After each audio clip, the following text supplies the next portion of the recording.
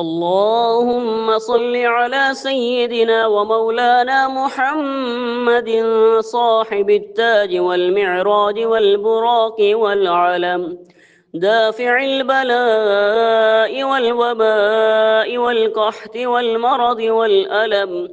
اسمه مكتوب مرفوع مشفوع منقوش في اللوح والقلم.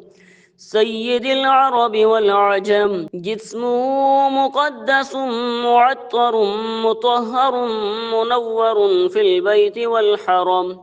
شمس الضحى بدر الدجى صدر العلا نور الهدى كهف الورى مصباح الظلم. جميل الشيم شفيع الأمم صاحب الجود والكرم. والله عاصمه وجبريل خادمه والبراق مركبه والمعراج سفره وسدرة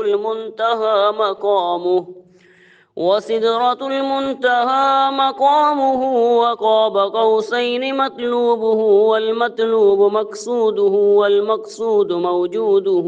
سيد المرسلين خاتم النبيين شفيع المذنبين أنيس الغريبين رحمة للعالمين راحة العاشقين مراد المشتاقين شمس العارفين سراج السالكين